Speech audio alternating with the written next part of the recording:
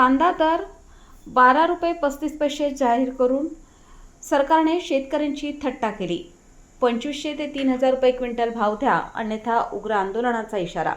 कांद्याचा उत्पादन खर्च 18 ते 19 रुपये किलो असताना सरकारने 12.35 रुपयांचा भाव जाहीर करून शेतकऱ्यांच्या जखमेवर मीठ चोळले आहे, असा घणाघाती आरोप करत महाराष्ट्र राज्य कांदा उत्पादक शेतकरी संघटनेने कळवणच्या तहसीलदारांकडे निवेदन दिले आहे। मागण्या मान्य न झाल्यास भविष्यात उग्र आंदोलन छेडण्याचा इशाराही संघटनेने दिला आहे। दिनांक 22/5/2026 रोजी तहसीलदार कळवण यांना दिलेल्या निवेदनात संघटनेने 5 प्रमुख मागण्या केल्या आहेत।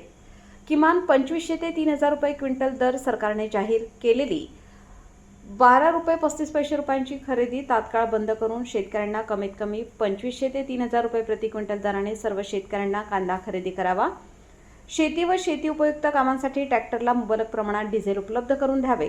रासायनिक खतांच्या किमती स्थिर ठेवून किमती न वाढवता शेतकऱ्यांना पुढील हंगामासाठी मुबलक प्रमाणात रासायनिक खत उपलब्ध करून द्यावे। नाफेडचा कांदा मार्केट कमिटीमध्ये खरेदी करून मार्केट त्याची नोंद करावी। 1500 रुपये अनुदान, विकलेल्या मालाला 1500 रुपये अनुदान द्यावे।